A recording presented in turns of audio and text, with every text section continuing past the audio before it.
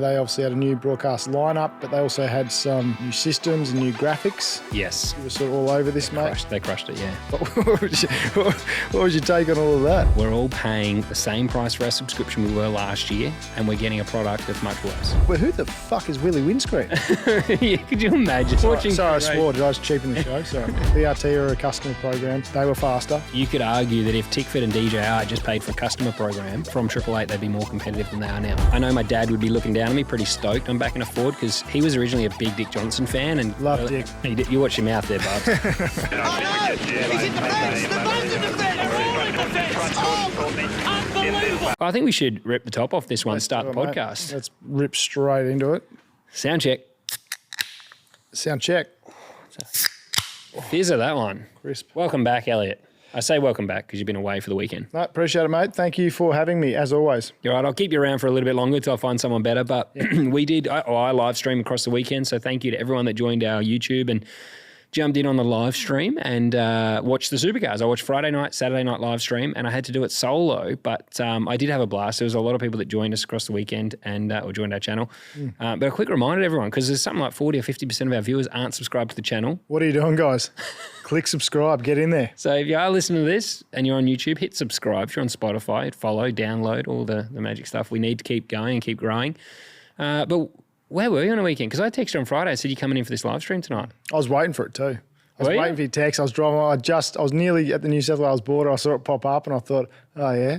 So then Siri read out what you text me, and then so I went up to how do you pronounce it? Tokemore, I think is how you pronounce it. It's literally on the Murray on the border of New South. I think it's like 60, 70K from Yarrawonga for those listening, something like that.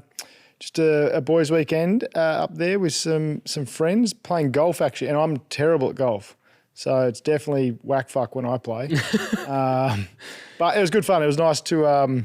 We normally share when we play, share the clubs, and because we're quite similar, and it's always good fun. But I feel like we overachieve in putting other people off. Like we usually bring ourselves into the game at the end because the others get the shits playing with us. Oh, the banter's real. Yeah.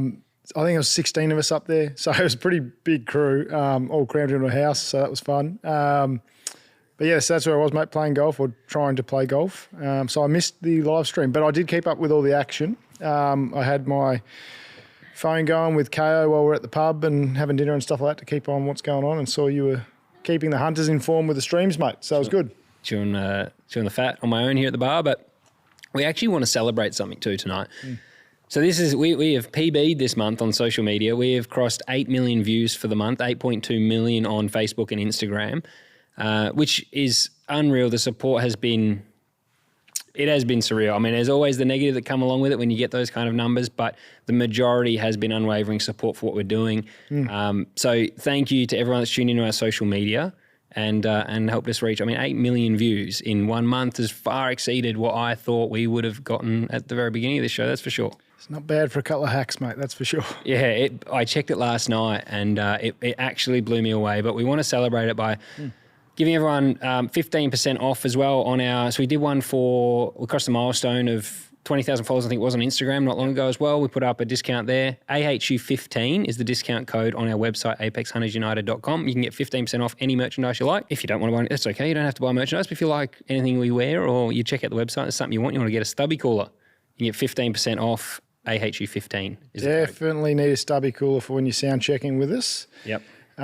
Only valid for a week though, guys. This isn't going to last forever. So getting quick. I did as well. I also wanted to mention we've got 40,000 followers on Facebook since we started, which is also a big one. So it's all thanks to our hunters. So thank you. Yeah, that's pretty appreciate the support. Quick mention as well, F1. It's next week, mate. It's not far away. It isn't far away. I'm very excited about that. And in the lead up, we've got a couple special guests lined up. Carl Reindler tomorrow to come and talk about Formula One. Yeah, and he's hot off the testo. He's got plenty of goss for us. Carl Reindler's the medical driver in Formula One, and he was at the test, like Barb said. So, and we've also got James Hinchcliffe returning to the show. Very excited about that. Very much looking forward to getting back with Hinchcliffe. He's a wealth of knowledge and a good bloke, so that'll be a good chat too. For sure. So if you're interested in Formula One, you want to see what's going on, make sure you stay tuned to our shows in the upcoming episodes because those guys have some really good insight. And make sure that you subscribe to KO so you don't miss a second of the action. Yep. Formula One, it's a week away. And boy, Oscar, I've put McLaren, I've actually put them in my top 3. I don't know that they stand out because I do think it's going to be hard to beat George Russell. I've probably got him for the championship. But I do have Oscar Piastri beating Lando, current champ. Yep. So make sure you subscribe to KO so you don't miss a second of the action. Did we mention we're going to debrief Atlanta? We're obviously going to go through Supercars too. We'll start off with Supercars because there's a little bit to unpack then. Yep. But we will also debrief Atlanta. The Echo Park race was on there. That's why I'm wearing my SVG shirt, so we'll get into that a little bit later. Atlanta was unbelievable. That's my favourite oval track by far. All the racing's been good this year. Yep. And then so did I just zone out? Did you mention Supercars we're chatting about? I did. I said we're going to start with Supercars. Okay. Are we? Oh, we are actually. We're going to start with we're going to actually start with broadcast. Unless you want to throw these notes out, mate. We don't have to, but it is. I've sat here for too many episodes now. I've started to zone out to your voice. Hopefully, listeners don't. But yeah, and we're going to also the track surface was a big one. I actually think we start with track surface. Okay. Because Supercars, I feel like they got dumped in it. It was not their doing. No, of course not. But ARDC that run or look after the Sydney Motorsport Park track, I don't know what they were thinking, dude. You got the biggest event on your calendar, really, the Supercars, come into your track and you decide to not far out resurface it. And I think blaming the weather is a pretty piss poor excuse. The funny thing about that was they were saying it's because of water damage, but it hadn't rained in like a month there. Like, it's not like it had a big dump the week prior and you could understand, okay, like if it rained like it had in Melbourne today, you'd understand because roads are flooding and stuff maybe. But, you know, all my friends that live in New South Wales said it wasn't that bad. Saying, well, we live near the track and it actually hasn't rained in like 4 weeks here. So I don't know how they didn't have enough time to like do it 3-4 weeks ago. Yeah, okay. But anyway, shame for Supercars because they had to think on their toes there and they did. So hats off to them for making the required changes so they could continue racing. But obviously a massive letdown for support categories and for fans that wanted to go see, and for the drivers obviously and the teams that wanted to go and race on the full circuit. It obviously threw a cat among the pigeons for the planned test days as well.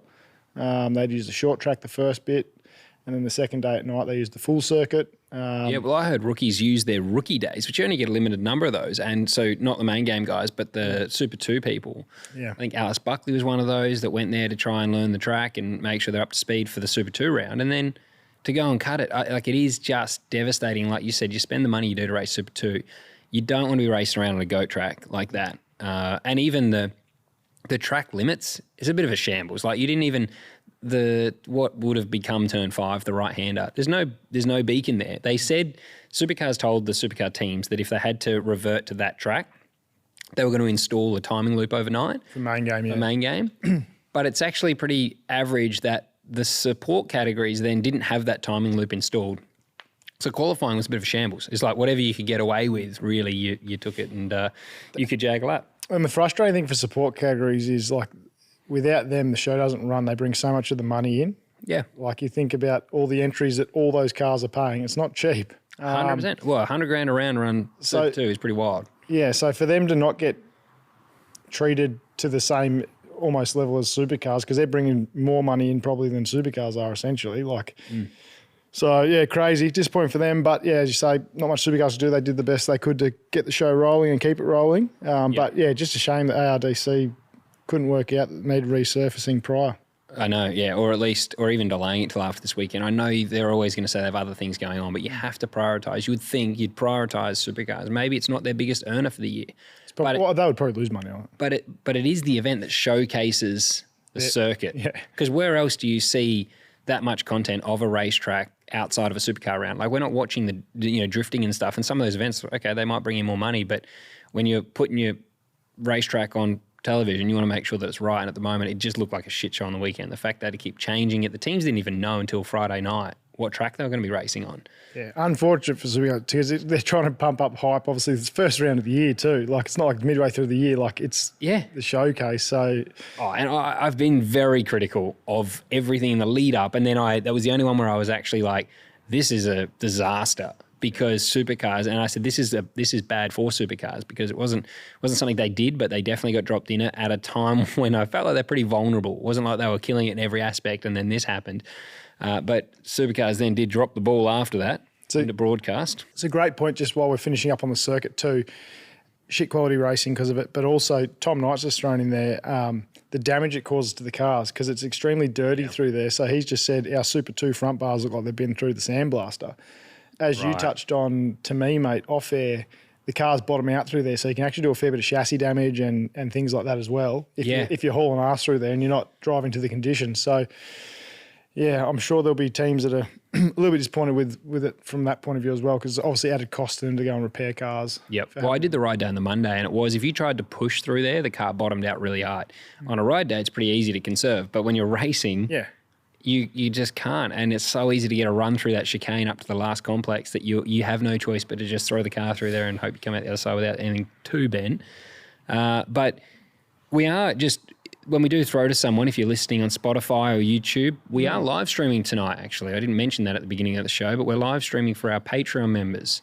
They get exclusive access to things like this and some exclusive drops as well. I've actually just uploaded my first lap in the Ford Mustang from the ride day onto Patreon tonight. I tell you what, Brock could have a challenger for the Silkworm title, mate. It looked pretty good. Oh, mate, I tell you what, if I can get a 30-lap tyre advantage on Brock, I've got him covered.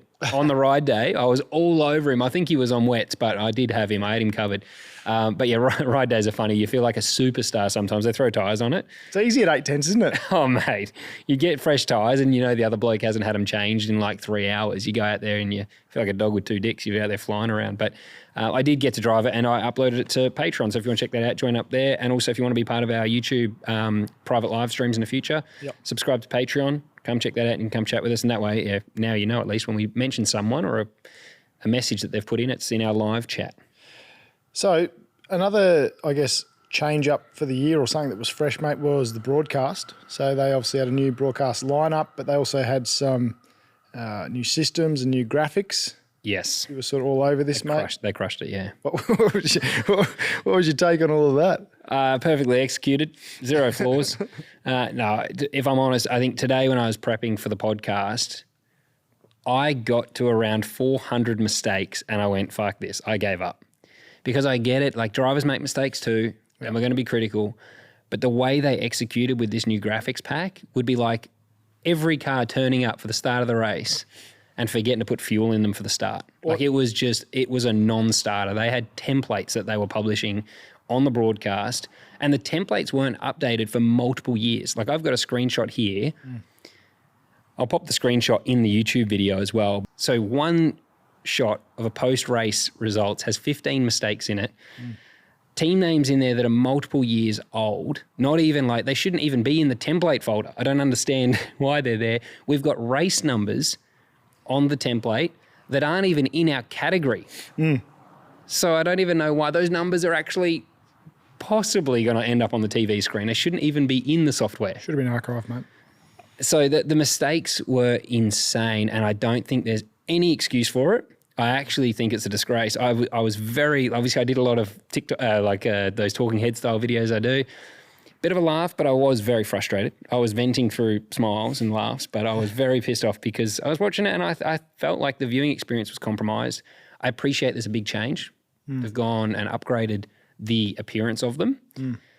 But I'm sorry, I don't take any excuses for that and I don't think we need patience for it. We're all paying the same price for our subscription we were last year and we're getting a product that's much worse. Well, it's a great point. It's not free to watch it. So you'd expect quality or at least to be tested. Yep. So I get mistakes happen, but You've got 400 is probably a bit much. It's ridiculous, mate. And that's why I was saying, like, I get drivers will be criticised for a mistake. But if a driver rolled out and literally couldn't make one corner on the entire track, you'd be sacked when you drove in the pit lane. I think you'd be escorted out of the car, wouldn't you? Like that is, we're talking about wobblers, AHU Billies, and I think this takes the cake for it. But it was frustrating, and it wasn't. Everyone was talking about what the broadcast team would be like. And I think that you do give them some grace that they're new. Yeah. And they're also replacing people that it comes with a lot of pressure by replacing those. There was a lot of fan feedback and blowback on them removing Crompton and even Scaife. And I think that they're stepping into a role that there's big shoes to fill. 100%. A lot of pressure. So the nerves that come with that will make you maybe perform different to what they will in 4 or 5 rounds when you start to get in your groove. And so I was like, okay, I didn't really have much feedback on that. Like I did think the drivers, that are there, they make a lot of statements rather than asking questions. Right. Because the role changes a lot. It's pretty hard. And I did it, and I know I was like, I don't want to ask questions because it's so hard when I did it at QR.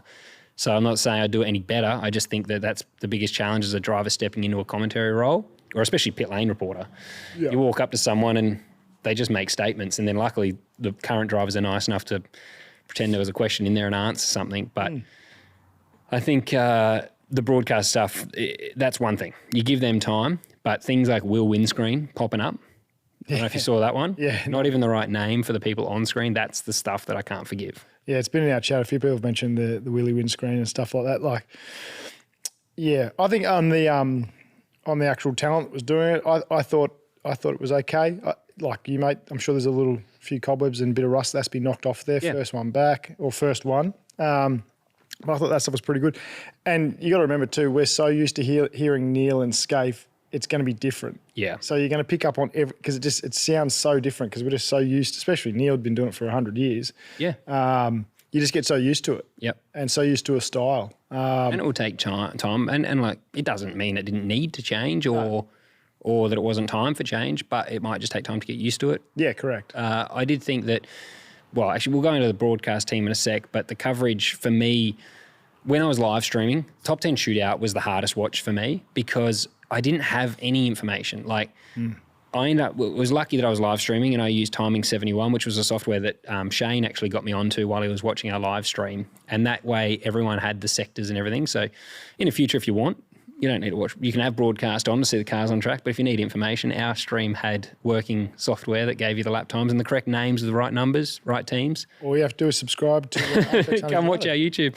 But while we were watching the qualifying, the Top 10 Shootout, no totem pole, no reference time for, if they went green, you had no idea how far off in that sector they were. When they finished the lap, if they went fastest, the previous fastest just disappeared. So you didn't know how much faster they were faster by. There's no totem pole. So in that regard, I think the commentary team even had their challenges because listening to Chad and Garth, I think they struggled to call the action because they were second guessing a lot of the information they were looking at as well. Possibly, because they do rely on broadcast as well. So I even think got to cut the commentators some slack because the shit they're looking at, 99% of the time was wrong. And that's not even exaggeration. Like I think I saw more wrong than more right on it. So I'm definitely going in hard, but it's because we're paying customers. And I did as well, just so everyone knows, Saturday morning I sent a very long email with my thoughts and just some feedback. I sent it, I was just a pest. I have Nathan Prendergast and James Warburton's email, and I sent them a long email, and I did say, heads up, we're going to discuss this on the podcast, so I don't want to blindside anyone. And also I love debriefing things and seeing if, we can contribute at all. Said I live stream last night's race, had heaps of feedback and also my own feedback. Take it for what it's worth. I'm I'm also just a punter watching the car racing, but this is what I thought. It was very long. Do you think they shuddered when they saw their inbox pop up and it was Scott Pye? Feedback is the subject line. Do you think they all... I don't think... oh, fuck. The only reason they probably wouldn't care about the email, but obviously when we take to the podcast and we talk publicly about it, then of course they would. But it's only because we love the sport. I'm not emailing because I get something out of that. I'm not talking about, the broadcast tonight because I get something out of it. I just am passionate about the sport. I've said, I'll be part of anything to try and help this... do it. I would do whatever. If they ask me to do something unpaid, if it helped the sport, then we're doing it, just to make sure that it helps. And that's why... Do you get paid? Spending it... No, I don't work for them. I don't work for them, but I'm like, that email took me half hour to write. I'm just like, I'm sitting there as a fan going, I wasn't happy with these things. And it was things like audio levels. They cut to the onboard and the race car was so loud I couldn't hear Chad anymore. The quality of the onboard cameras... terrible. It sounded like GoPro audio just peaking, and it was so high, it was overbearing. One thing they did listen to, which was amazing, I said that we need a bleep to come in and broadcast when the driver's radio starts so the commentators get a pre-warning. They added that straight away the next day, so that was amazing. That's what I was going to touch on. It's not like you were just having a whinge. You actually had solutions for the dramas that you were seeing as a fan. And it was a lot of feedback too. Yeah. Like it was things that 400 people in my live stream were like struggling with while watching, and I thought... you know what, this is something that we could try and give some feedback on and contribute to. Hey, Scotty, you know how the hunters just like us like to watch international content, but are forever getting that annoying pop-up saying this content's not available in your region? I absolutely do, Barbs, and I've actually got the perfect solution that we've been using ourselves, NordVPN. It's a service that protects your internet connection, keeping your data safe while you're out roaming the world on those dodgy Wi-Fi networks. It also hides your location and stops the ads that follow you around after you Google something just once. It doesn't stop there, Scotty, because one NordVPN subscription can be used on up to 10 devices. So if you're traveling abroad and you want access to the service you're already subscribed to, download NordVPN. Sounds pretty good, Barbs. Well, to get the best discount off your NordVPN plan, head to nordvpn.com/Apex Hunters United. Our link will also give you 4 months off that 2-year plan. And don't stress, Nord's 30-day money-back guarantee takes away all the risk. I'll make sure that the link to their website is in the description of this podcast. During the race on Saturday night, it was an amazing race, actually. The racing all weekend I thought was unbelievable. Yeah, I really loved it. And they cut to the replay, which definitely a replay was warranted because there was a lot of shit happening. But there was no picture-in-picture with the live coverage still going. Yeah. And I was, again, live streaming. I was like, fuck, this replay's going for a while because a lot happened. I was like, hang on, we're not actually able to see the race action. Could be missing something else. Literally, there could be a wreck on TV right now. We can't see it. So there was no picture-in-picture. And I actually text Nathan during the live stream. And it was awesome. He replied straight away. Yeah. But he said that time has meant it's not built yet, the ability to use picture-in-picture and show live footage over the top of a replay. Wow. But I did take a screenshot of the first time picture-in-picture was used in sport, Barbs. You want to read that? So the first major event that used picture-in-picture was the 1976 Summer Olympics in Montreal, Canada. So that's 50 years ago. It's almost a little bit, I'm not going to put my tinfoil hat on, but it's almost like us going to the moon back in the day. Why have we not gone back? Yeah. It's a long time between drinks. Yeah, so as a fan, this is the frustration. I think, how is it possible we didn't have the time to build out picture-in-picture? I mean, it is... Well, we do it here on the show. We literally... You hit the button, we can do it right now. There is a button on our... it's called Atom Mini Pro ISO. It's a Blackmagic hardware device that has picture-in-picture on it. So if you're watching footage, you can just press a button and I can minimise our webcam and keep watching the vision. So when I get told in my feedback to be patient and cut some slack, I actually get it for the broadcast team. I was told, think of it like they've got 5 rookies and I was like, that's actually a really great point. I thought when Nate said that, I was like, spot on. That was the email I got back. But when you offer some criticism on the graphics pack and things like that, I think it's warranted because I don't see it being that difficult. I don't think the tech, 4K was amazing, the quality and everything, even the looks of the graphics. But not to go on about it, I just think it's pretty simple. It's someone's job. They're paid just to make the graphics work. And having numbers even in the back end of the software that are not even in our field, I'm like, fuck, delete it, As you say, Willy windscreen, all that shit and the stuff, like it's just a little bit of amateur hour there. And people are paying for it. Yep, definitely. I hope it gets fixed. They're not off to a good start for the Melbourne Grand Prix. No. They've already put up a promo saying round 3. Grouse. And it's round 2. So they've already, Grouse, I love it. And the thing was, after the weekend, I look back and that is some of the coolest racing. Like the product itself is unreal. The drivers are doing their part. The teams are doing their part. I did notice on social on the weekend, it feels like, just on your point about teams and content and all that, it feels like the teams are pumping out more content now. Was that just me or did it? Teams are doing a great. Did you notice that? I agree. It seems like everyone's doing more or trying to do more. And they're not always nailing it, but they're at least pumping content out there, which is great. Yep. I think they've realised that they've got their own marketing tool right in front of them and they're trying their best. I actually really like some of the Blanchard videos they've been doing, but we swear at the bar. But I think just adding swear words to add swear words, like starting a video with fuck, I'm like, why? I don't understand why.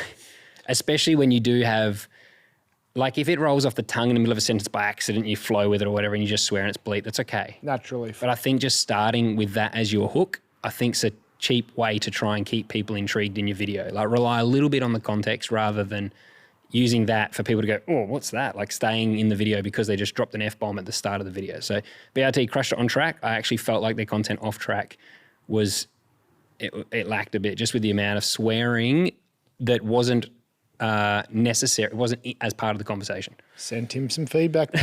Got his number. But yes, and also, I had good conversations with everyone on the weekend. Like James Warburton called me when I got to the track on Sunday, which was really good.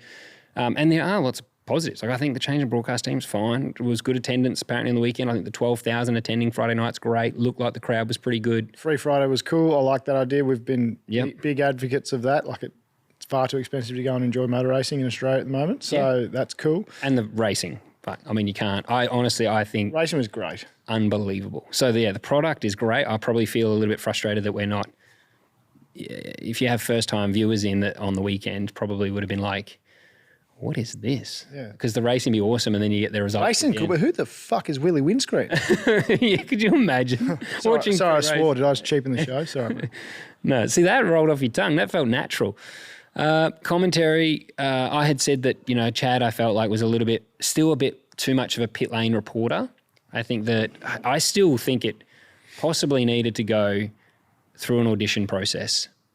Chad may in time end up being a guy, but there's a skill, like you listen to Crofty, I'll use him as an example because he was a darts commentator originally. He had to go to an audition process, sit outside a room and line up and then go in. And he had to commentate the last lap of World Championship and peaking at the right time and making sure that you get goosebumps when the lap finished, I think is what we lacked on the weekend. The energy and volume of the broadcast team was definitely lower.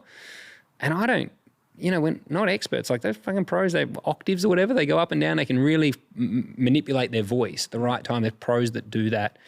And I think we missed that professionalism at the time of on the weekend, is what I felt. Yeah, okay.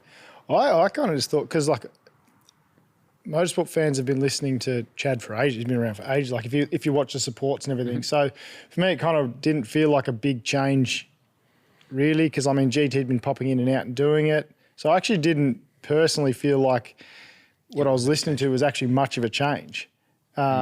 Should be a level up for the main game though from supports. I agree with you, but I'm just saying, like, for me, it didn't feel like anything new from just listening. Yeah. Just to me, because I've heard their voices a million times and all that sort of stuff, which, to your point, maybe if it was completely fresh or there was someone completely new or there'd been an audition process to sit with GT and Chad and add a fresh voice, maybe it would feel a bit more new and exciting. But to me, it's just like, oh, it's the guys that normally do it that I'm normally listening to, and it kind of didn't feel that new. Yeah, yep. And even, so one example I found today that when I was watching was Formula One, often the lead commentator, he'll talk nearly the entire opening lap before the experts get an opportunity to add something technical. Right. Chad never made it through turn one before Garth needed to add in race 3, and I thought he'd ran out of steam. Right. And then Garth came in, and I thought there's so much action happening. Someone that's calling the action would be able to pick up on every little minute thing happening down the field and call every driver, every car for an entire lap, you would think, for the opening lap. And then the expert would add in something. But that's just a difference I noticed. And it will take time. We also see Krause comes in at some point, as well as Nolte as well. So Nolte, yep. I did think on the weekend they were rotating. I thought we were going to see that, but I think they must be doing like 1 or 2 rounds each. Yeah, I didn't know what was going to happen there, but yeah. I asked the question, but by this point, the conversation was kind of almost, not an argument, but it was like on the phone. I was just like, it wasn't progressing. It wasn't a reciprocated conversation. It was like, started with all the positives, and then when I had some criticisms, it was like, okay, yep, cool, wrap this up, let's get out of here. So I don't know what's happening. I don't have any information for anyone on that one. I did try. The one person, pretty switched on guy, especially around the broadcast stuff as well as a race car driver, said to me, what do you think's going to happen come Enduros when they lose all of their stars, and not the Garth's not a star, but he doesn't race anymore, and they've just got Garth and Chad come Enduros, because I don't think Crompo's got any interest in coming back and helping them. And we're going to have a broadcast team, which is Chad and Garth, and then, Rihanna, Molly, and so you're all of a sudden you've lost... Yeah, Garth's the only expert, and he's in broadcast. So you've lost a massive part of your team if they can't get Scave and Crompton to come back and help. It's a fair question. Especially the biggest race of the year. And not noticed Larko, obviously. And it just won an award too. What did? Bathurst, the telecast of Bathurst last year just won a media award. I saw it today pop up. Right. So they've just come off from getting the chocolates. It's nerve-wracking. Because it's the biggest race of the year. That's the one when globally people tune in. And if when you tune in and you don't watch Supercars every week, the product you see is isolated to one event, so you've really got to execute. So Bush Mechanic said he'll do it. Oh, there we go. He's in. Bush Mechanic is the expert replacing JC. I hope you're enjoying this episode, but I do have to interrupt just quickly to thank our fantastic supporters that allow us to create the content for you. East Coast Car Rentals. If you're in the market for a rental car, think of those guys. And if you'd like a cheeky 15% discount, AHU15 is the discount code there for 15% off. If you're in the market to buy a car, not rent one, Lancaster Motor Group have got you covered for new or used cars. So think Lancaster Motor Group. Quadlock, fantastic supporter of our podcast as well. We use their products every single day on the pod using their desk mounts here. Also, we've used them to create the additional content like we did the Adelaide Motorsport Festival using their action camera mounts. So whether it's mounts, phone cases, they've got you covered. Quadlockcase.net. Now, the website for all of these brands that support us will be in the description of this podcast. Back to the show. The radio systems as well. We're a little bit biased because of... Right, Al. Subpar product. I saw Brad Jones's feedback on it on Speakcaf, I think it was, and he slammed it. And then I asked a couple of teams and they were hating the system.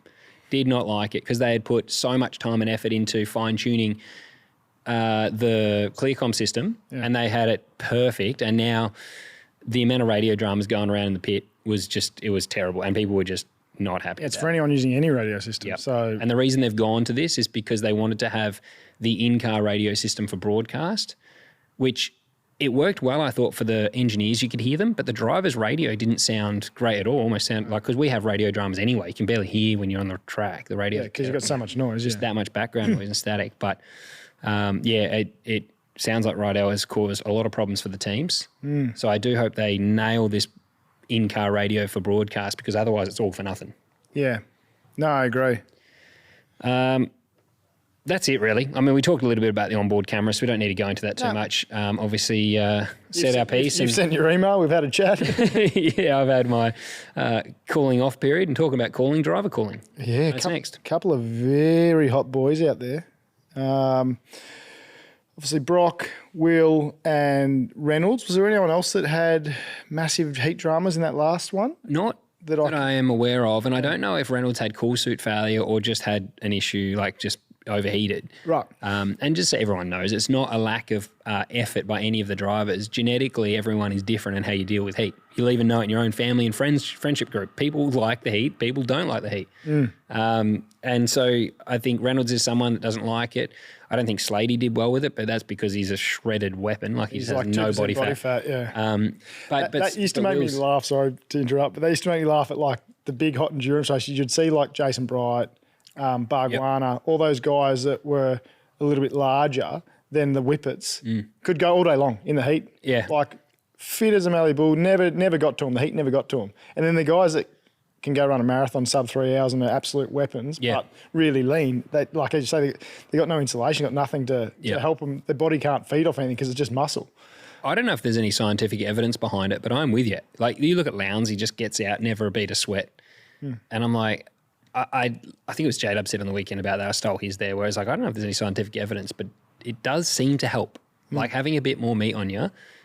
Yeah. Like I don't know. Even I did laugh. I actually said to Percat, he's so frustrating, right? He's trying to up his weight because Brock weighs a little bit more than him, so we're getting ready for Enduros. And he got out of the car and he was sweating a lot. And he said, man, I feel like I'm sweating more now. I'm like eating more. I said, you're probably fucking increasing your metabolism. You'll end up more shredded. Probably, yeah. You're like, so he seems to be, his metabolism is probably firing more now that he's upped his food intake, and he's going to end up, because that does happen. They say when you're trying to shred, you actually eat more meals regularly. Put logs in the fire, mate, it burns brighter. Yeah. So it is funny how body size and things, it varies for everyone. But I don't think there's any maths behind it. I think just genetically, some people like it. I always like the heat, and I know that JC and I had our sweat measured. They can put a little thing on your arm, and it's a spiral that you sweat into, and then they go off and test it, and it measures how much sodium you lose per milligram in your sweat. And some people have a really high salt concentrate per milligram of sweat, and that's how you work out how much sodium you need to add to your water effectively to stay hydrated. JC was 3 times higher than me. Effectively in layman's, it just means he's going to cramp or be more likely to cramping than I would be because I don't lose much sweat per milligram. So I'm lucky, but that's not something I could train. No, that's right. It's genetic. It still means if you don't prep, you'll suffer. But it does come back to Supercars. I saw a bunch of comments saying, do we need to implement a air conditioning unit? Because Brock was under threat of being black flagged in that race, and it's hard because it's a component that's third party supplied. I don't think they've ever really had it fail. Like I love the system they've got. It's not dry ice anymore, so it's less likely to fail. But it did. But I think if Supercars ran it as a controlled part, I think it would be, they can monitor it a little bit better. They can maintain the maintain it across everyone. But also then I feel like then you can enforce the rule a little bit more. Yeah. Like if it's a controlled component, then it's okay. The category can take control of that. But I've not driven a GT3 car with air conditioning. I don't know how effective it is. Ours is pretty good when it works, but obviously we saw on the weekend when it doesn't, it can affect the drivers pretty severely. Yeah, I've never had the proper aircon in the GT cars, but I've spoken to people who have, and they say it works really, really well. Yeah, right. So there are products out there. And theirs is if they get above a certain temperature cockpit-wise, they have to come in, don't they? I'd imagine, I don't know, but I'd imagine there's protocols like that. So to your point, if there's a controlled part and they can see how hot the cockpit is or the driver's body temp is or whatever, and it gets to a dangerous level, then potentially they can try and fix that so we don't have drivers frying themselves.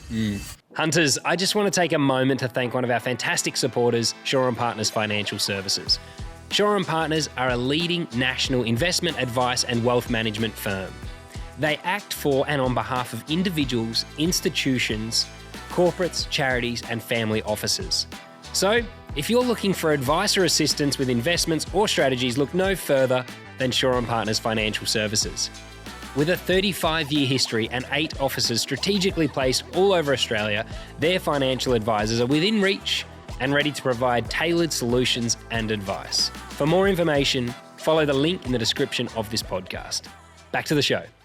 Scotty, you got a little bit of feedback for us, mate, on the Ford. You got to have a crack in that, as you mentioned at the start of the show, mate, in the ride day. What's your initial thoughts? Amazing. I mean, it was actually, J-Dub did the morning because Will was pretty cooked, obviously, after he was so dehydrated they couldn't get an IV into him because his veins kept collapsing. So the next day he was still really fatigued. So J-Dub was awesome because he's obviously stepped back from racing now, and he stayed on in the morning and did 10 till 12 for me, and then I did the remainder of the day. And when he got out of the car the first time, he was smiling and he was like, I don't know if I'm biased now, but that thing feels unreal. The motor drivability feels awesome. And everything I had heard, Will's first impression when he drove the car the very first time, he said the drivability and recovering after gear shifts and things is way better than last year. So he was straight away positive about it as well. And I went out and, mate, the moment I left pit lane, the thing was so smooth. I left on the limiter. Obviously, I've got the issue with my toes, so taking off wasn't the best anyway. Like the first couple of times, I think I stalled it about fucking 8 times during the day.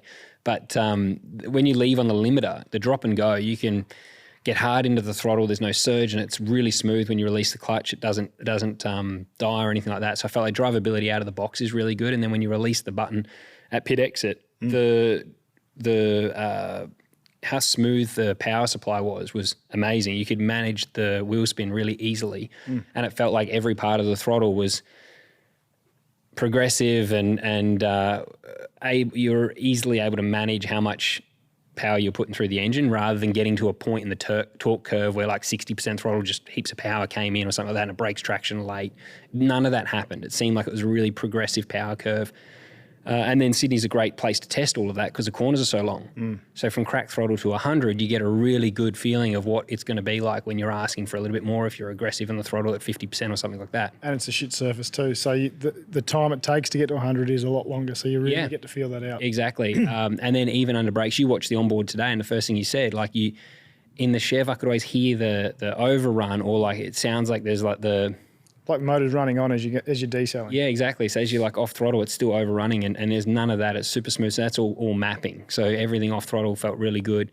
And then the biggest thing for me was on the front straight, plucking gears. Every time I pulled a gear, felt like the power came straight back in and there was less oscillation. So I guess I'm trying to say the recoverability after a gear shift was a lot shorter. So it immediately starts pulling again. I don't know if they've improved the Chev this year, but that was just something I noticed straight away.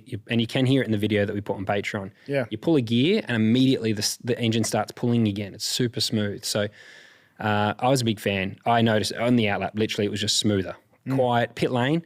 The pit lane blew me away. I put the pit lane limiter on, 10% throttle, 50% throttle, 100% throttle. It didn't matter. It sounded like an EV without it being a fucking stupid EV. It's so constant, the power, rather than it dipping, or you don't hear the limiter bashing and then surging and coming back up in RPM or anything like that. It just held a constant RPM and was super smooth. So often on a ride day, you don't even run the limiter because you feel like you're going to kill the engine because the limiter blows bashing the muffles out too as well. So harsh. Yeah.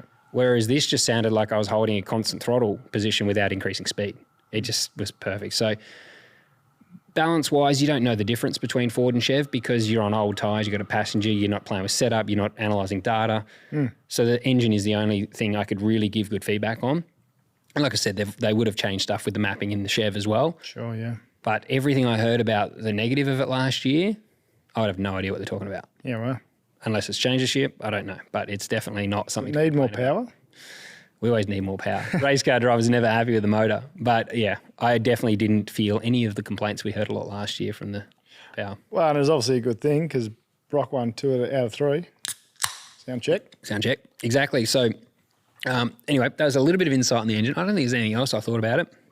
Sitting in the car, it's funny. I got in on the... Yeah, happy to be back in a Ford, mate, because you drove for Ford in the past. Your old man was a big Ford fan. Feel good to be back with the blue oval on the front, or you don't really care? It did, but at the same time, I just want to try and win the Bend and Bathurst. Like I think whatever Triple Eight feel like they're going to run at the time that's the best for them, that's the car I want to be in. I always said I really wanted to drive for Triple Eight.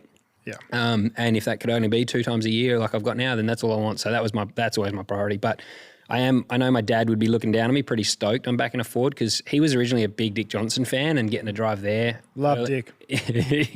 You watch your mouth there, Bubs. But yeah, so like it is cool in that regard. But as race car drivers, we just want a competitive car. But I did laugh. I got in the car to check my toe and I posted the video on socials. And then it was only the next day I realised it was a different car to last year because I got in and everything, like in terms of ergonomics, they just measure everything. Steering position.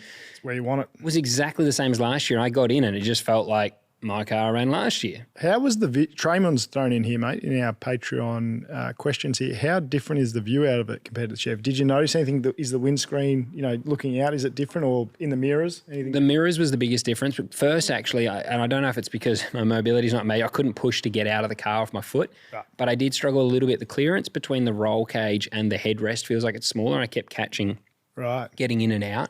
But the roof height is higher. So once you're in and you press up to try and do your belts and things, I had a lot more headspace. So driver changes were difficult getting in and out, but that could just be me with my leg at the moment. But then doing my belts, I felt like I had a lot more headspace to actually look around and sort that out. And then visibility on the track. The left-hand mirror, I really didn't think it had a lot of peripheral vision. Right. So if you're sitting in your road car and you set your mirrors, you want to see just the edge of your door handles to have as much out the sides as you can. And the left-hand mirror, I'm only just seeing the door handle, but I didn't feel like I had good vision outside, to the left.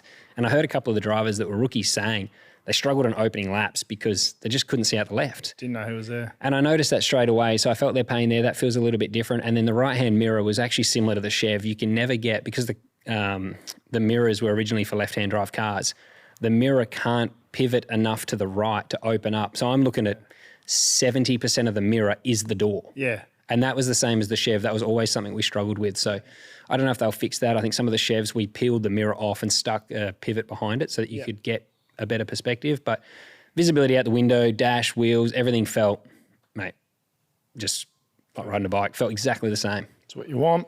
Should we go to championship standings and rip through Sydney Motorsport Park, mate? So after round one, rather than doing every race results, I thought we'd just bring up the championship standings. Yeah, so at the end of the day, leaving there, you've got Brock on top, but they are tied with Matthew Payne on points. So they're both on 259, but because Brock won the last race and won 2 races, they put him technically as the leader. Cam Waters in third. Great recovery from Cam there on 238. Anton De Pasquale, the first Chev, in fourth, 197. Brody Kostecki in fifth, 186.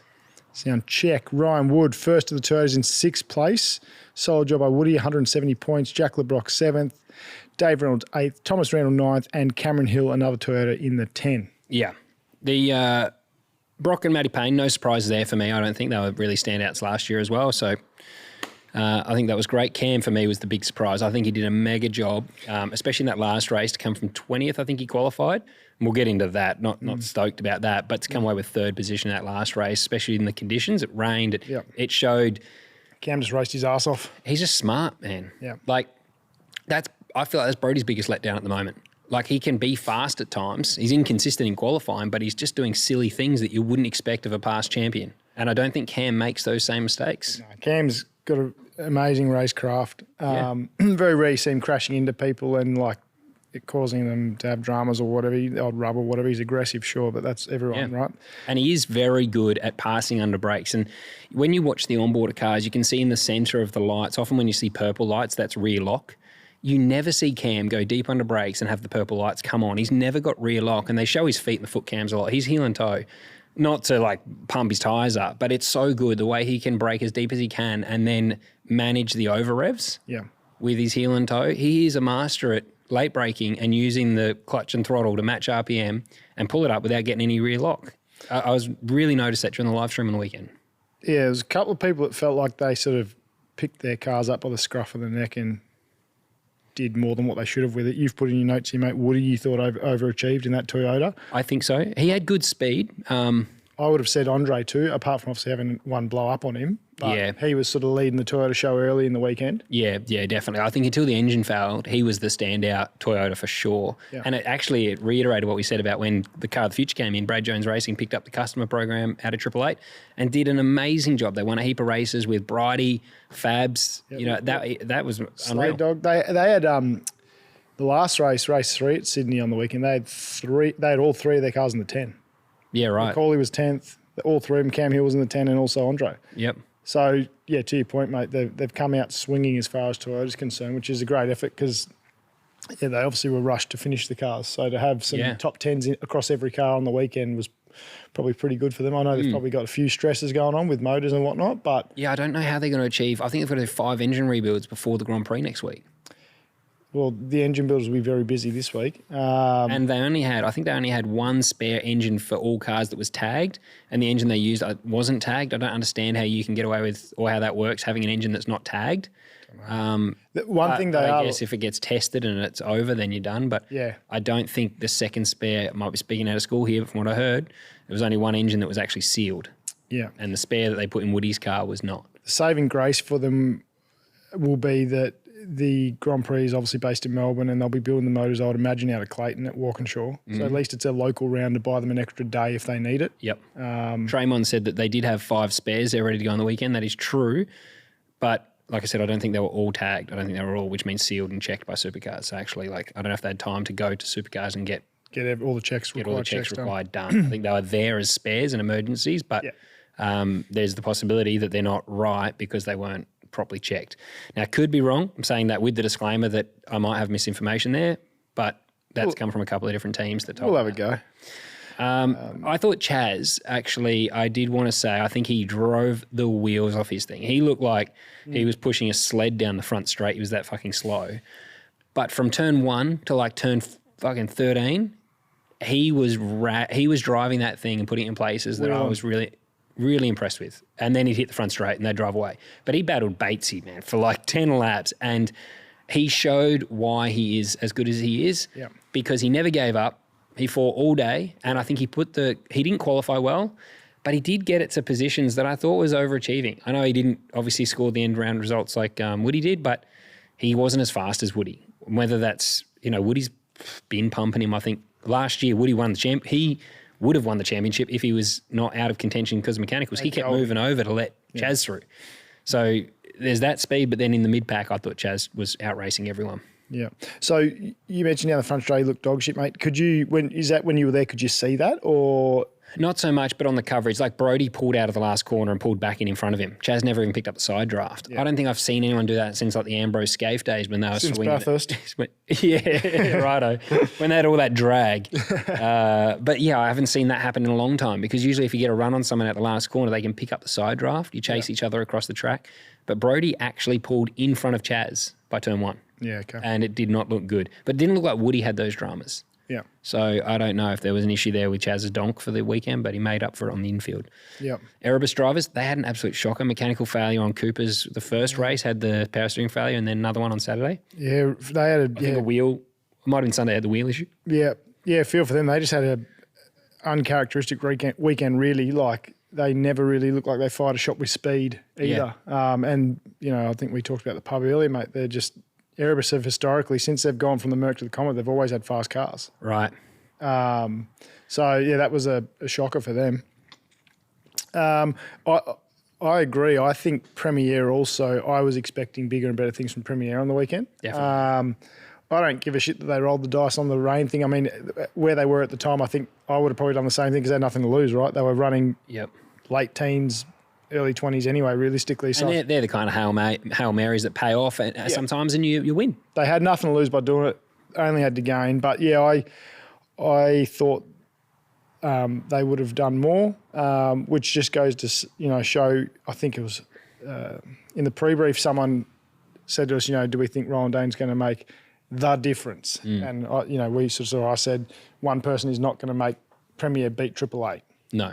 Because it's a team of people. And, yes, he will add his value, and I'm sure he already is. But, I did expect a little bit more so. And it is continuity, consistency between, setups, like Adrian said on our podcast. It's about you find your philosophy and not going too far away from that. It actually takes time to find your philosophy. So that's where Team 18, I think, have done a good job that over the last 12 months, they found a setup that was working for Anton, I think, earlier than Dave. Dave got to where he liked it at the end of the year, and then they've come out firing with, I think they've got all the same staff, and I think Adrian said they've just added people, whereas Roland is going to have now the teething problems of changing staff over. There'll be people, Roland's really good as well, I've always found it, putting people where they're best suited in the team and that will take time to see their strengths. To see what people's skill sets are. He'll move, even if it's not letting people go or bringing in new people. They'll manipulate the team and move people around to a role they suit more. That stuff takes time. And I think we saw Team 18 hit the ground running and just brained the other Chev teams. Yeah. They really did. They were a standout on the weekend. Yeah, but the other teams will just take time, I think. And like you said, one person can't fix it overnight. It's a team of people that make going racing possible. The second best Chev really was Bates as a rookie. It was. Especially for quali. Very good in quali trim. 3 top 10 shootouts and his first top 10 shootout at QR he made as well. Yeah, so every time he's been in a supercar with a top 10, he's made it. So that's pretty cool stat. It is. He's the type of driver, I think, right now that's putting Randall under pressure. Right. Because you look at what he's done straight out of the gate. He just needs to work on his racecraft, and I didn't watch enough Super 2 to know what he's like in that. But the main game's a big step up, and you look back at QR, he was last by the end of the first lap after making the shootout. Again this weekend, almost every race he was back to 18th or 20th after a few laps. And it's definitely a big step up, and I'm sure, I feel like it's definitely harder to find lap speed than it is to learn how to manage the race. So he's got what matters most. Yep. And I think as a driver like that Tickford straight away, there'll be a lot of teams that took notice of it. But I've said for a while, I hate speculating about drivers being under pressure because I've been there. It's shit when people talk about it. But it's up to us to try and change it at the end of the day. Like, people will always talk about it and speculate. And Randall's got one of the best cars in the pit lane. And someone like Zach turns up. There's a lot of pressure that's applied by those kids. Yeah. Rylan Gray, what were your thoughts on him for the first weekend? I think I probably pre-weekend would have expected more, but then Brody was up and down like a yo-yo, so I then go, well, was the car under him? Was it a bit him? So I don't know. I think he struggled. He sort of sat around where Davo was last year there. And the fall of DJR, it's been big because they were on pole with Anton a couple of years ago, which is why last year we said, I think they can come out pole and win at Sydney Motorsport Park round 1. Yeah. So they've gone and got Brody and all these new people, and they've effectively gone backwards since 2 years ago. Yeah. They've gotten worse they had a better result with Davo and Anton 2 years ago than they're having today. Well, I said in the pre-brief, it wouldn't have surprised me if Brody went out and just had one of those weekends and smoked everyone, but it just didn't happen. So, Rylan, look, he survived. He raced pretty hard from what I saw, but I think the standout from rookies for me was definitely Bates. Yeah, yep. Just purely on speed and, I think, do you know who else I think did really well? Is Jackson Walls, 14th in 2 of the 3 qualifying sessions and held his own in the races. I know he had the one accident into turn 1, but I think there was a couple drivers that went off there and he was kind of in the middle and got sandwiched. Yeah. But we talked about how much pressure comes from being in that car, and he got wide at turn 8. He got on the track was breaking up, and in qualifying he got wide there. And he was on a lap that would have bumped Brock out of the top 10 because Brock in that one was just 10th. Now, obviously, there's if, buts, maybes. Everyone locks a wheel. Everyone has 3 tenths. That's the joke between drivers. We all coulda, woulda, shoulda. A grammar hard wheel should be a bicycle. But it shows that the potential was there on a track that's pretty hard, and I think he did a good job. For someone that was getting so much heat coming in, he qualified, like 14th is not, you look at, Will Brown at Taylor Bend last year, qualified 16th. That just shows how competitive the field is. He was champion the year before. Yeah. You qualify 16th. So a guy rocking up as a rookie qualifying 14th, it's like you keep your expectations in reality in check right now, I think, and just keep them realistic. Just keep going to every race and try and stay out of trouble, qualify well. And I think he will change the narrative that's getting surrounded, that fans are talking about at the moment. Yeah, I think I agree. I think Bates, 100%, smashed it. But of everyone else... Walls will be very good at the Grand Prix, I think. If I'm picking a top rookie for GP, because he's done shitloads there in Carrera Cup, so he's obviously very familiar with the circuit. Yep. It's one of those strange circuits where some of those rookies will not have done that much there, because unless they've done Carrera... he's done a lot in Carrera Cup. Unless they've done Carrera Cup... I think he won there last year in Carrera Cup. Yeah, but really the only other support category other than Supercars that gets a run there is Carrera Cup regularly. Yep. So, like Super 2 don't go there. Yeah. Nothing else really goes there. So he'll probably go out and have I think he out-qualified. I'm pretty sure he out-qualified Ryland Gray 2 out of 3. Might have been 3 out of 3. He out-qualified Job. So, he was statistically the second best rookie. So, there's not pumping tyres up because he drives to Triple Eight. I don't want to be too critical on Job and Ryland, but I definitely expected more of Ryland than I did of Jackson, just because, the hype around Super 2 champion. Yeah, and Brody qualified second. Brody's very inconsistent qualifying, and I don't think it's the team, but he showed the car can be second, and Ryland wasn't close.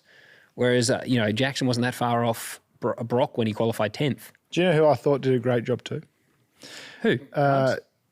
I was very happy to see Jimmy Golding and Aaron Cameron have podiums. Yeah. And Jimmy have pole and all that. And BRT, obviously Timmy's a great mate, so a little bit biased there. But awesome to see them get a result. Obviously the Triple Eight Technical Alliance has helped. The setup sheet that rolled down there was quick because they were quicker than the Triple Eight cars for most of the qualies, I think, weren't they? So that was really good to see. So I was pumped for those guys. The wheels literally came off a little bit towards the end of the weekend. But that was awesome. So that's exciting to see another team that will be in the fight. Yeah, for sure. Hopefully. I felt for them at the end because they didn't get the team. They come out of the weekend 6th in teams, which was not representative of the speed that they had and also how well I think their crew executed. Like I look at that, I'm like, how did that happen? Like, I didn't see anything out of their garage that would be like they didn't deserve to be further up. They're fast. Their pit stops, even when they went head-to-head with Triple Eight, they went a lap longer. I don't think it was the undercut Brock got. They were a little bit slower on the rear right. Yeah. And Triple Eight executed that stop on the first day when Aaron lost the lead and could have nearly won the race. But other than that, I thought their stops were really good. It's just the mechanical issue at the end, and then I guess Brody turning them. Yeah. And they've dropped to 6th in the teams. But Saturday morning they would have got the circuit leading teams. Yeah, they did. Because I saw a funny meme on Instagram where it's like Borat goes, he's like, we will well, where am I?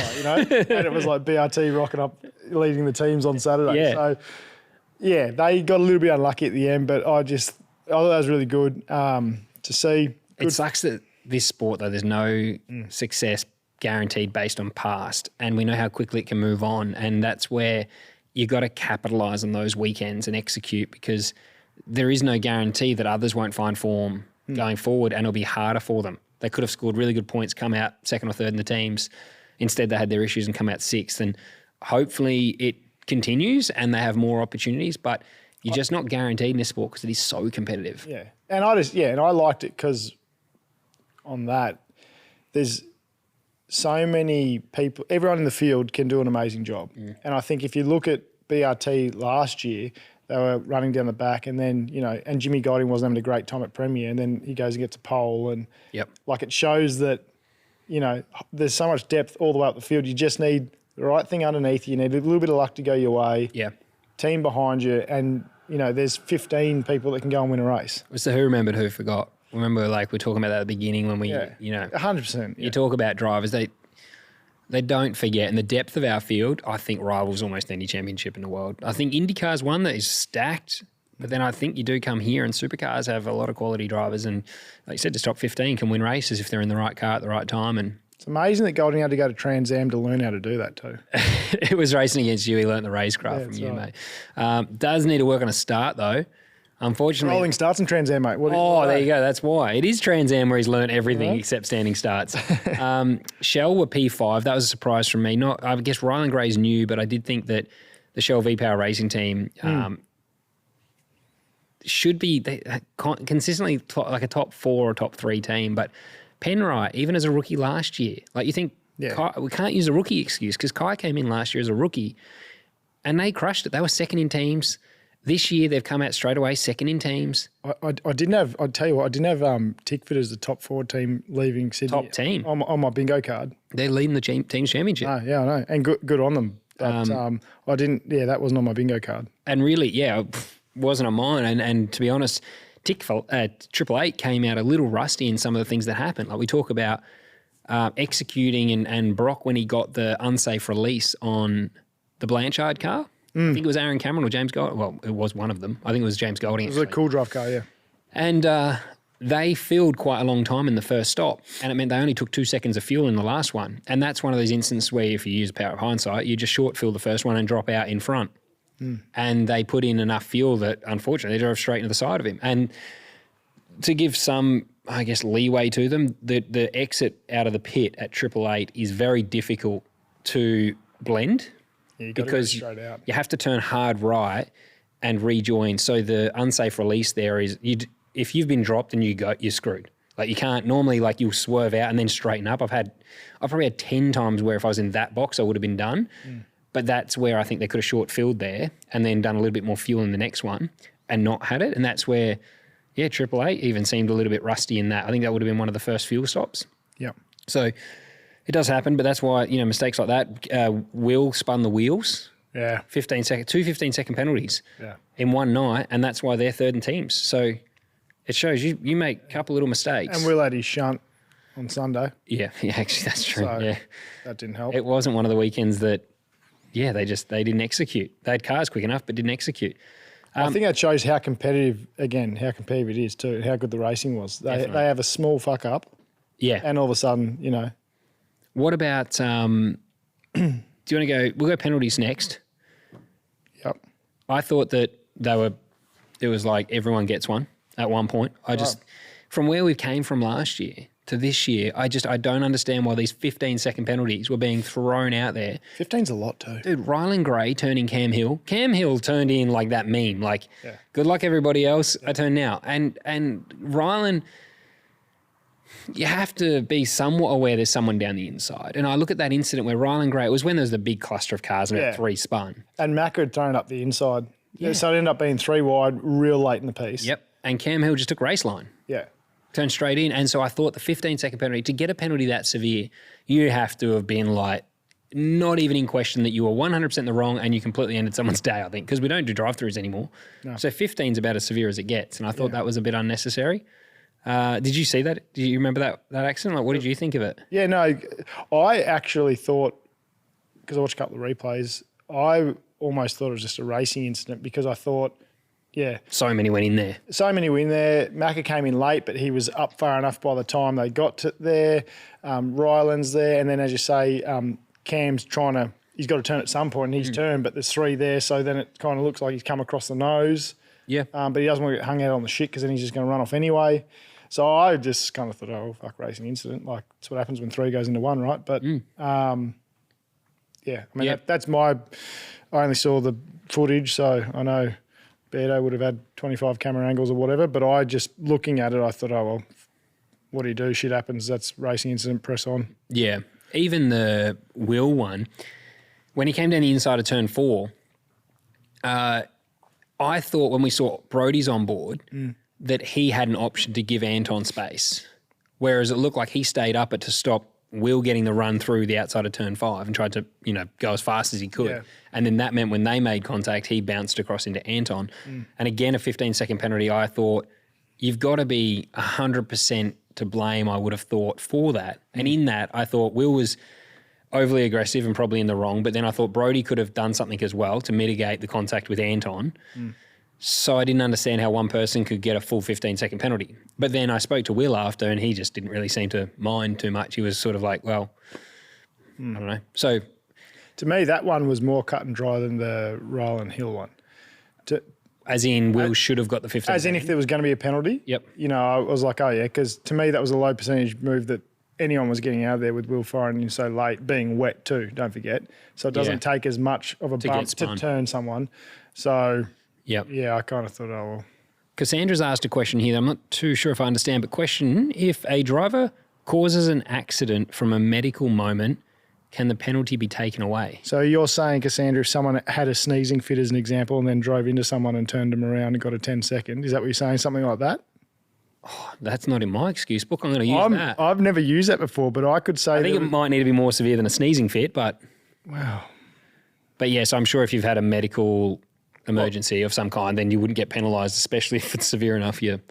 Well, I don't know. I've never actually heard of that ever happening. Oh, Will was seriously dehydrated on Sunday. No, you would still get penalised for that because the onus is on the driver or the team. Still got to be in control. To make a call. If that driver's in danger of hurting other people, they should be pulled off the track. Yeah. But yeah, in that instance, Will would have still got a penalty, unfortunately. But yes, the one with Will, it's funny you have a different opinion on that. I thought it was a bit more 50-50. I think Will was actually in favour. He didn't really seem to... I just thought... If I'm in his position, yeah, you're firing in, you're having a go, but I'm also in the back of my mind going, this may not work out here. Yeah. But I'm having a go. What about Aaron Cameron versus Brody? Because Brody felt hard done by and he wasn't happy that his team didn't back him. Like I think the team kind of backed the decision from Beardo, but what did you think about... That's definitely a penalty. I think there's just a bit, I don't know what the right word is, lazy, sloppy, whatever. It was just... They could have easily run through there without him hitting him in the rear wheel. He had enough room to the inside. He didn't even need to accelerate like that. He just kind of drove into him and then he was going to be on the outside of 3. So I thought it was an odd move. Yeah, I think Aaron left him room. Sure, he invited him up there, but that's because he's trying to leave him room. And I think just the nature, everyone had been going so wide there. Yeah, exactly. So I just thought, that deserved a penalty, and it was just, I just think Brody stuffed up, to be honest. Yeah. And whether he wants to admit he stuffed up or not, who knows? But to me, it just looked like it's just crept up on him in the mid there, a frag more than he expected, and that's what's caused the hit. And then by that point, you're that loaded up, the lightest touch in the world's going to turn someone there, as you know. So that right rear is already screaming. Yep. That was pretty cut and dry. Yeah.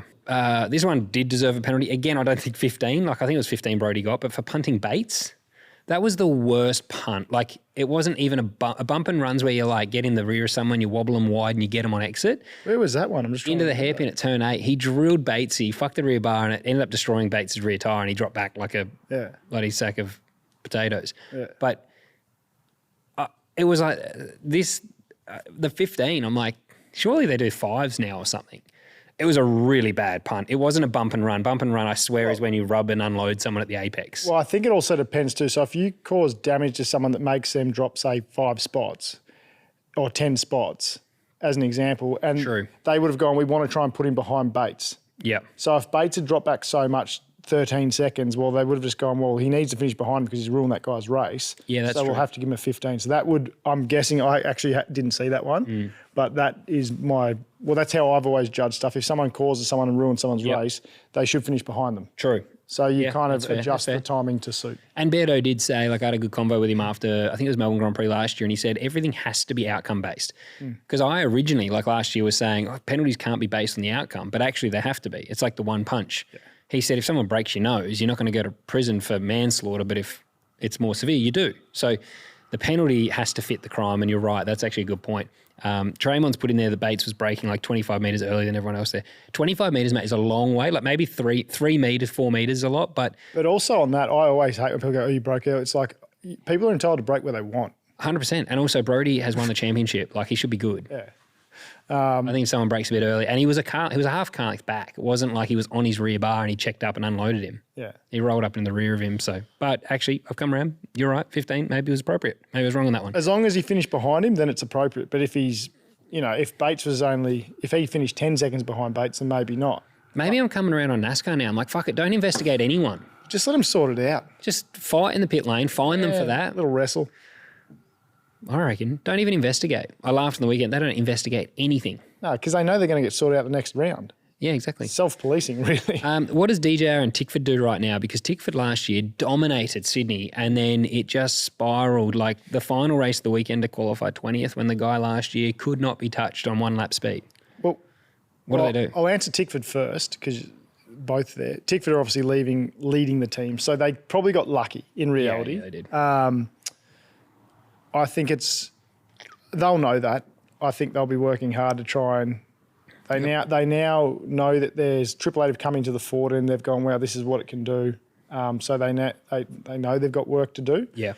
So I think they'll be all right. I reckon they'll come good. That might be the kick up the backside they need to get going potentially. Tickford still. Yeah, But what do you do? Like, how do you define the pace they've lost?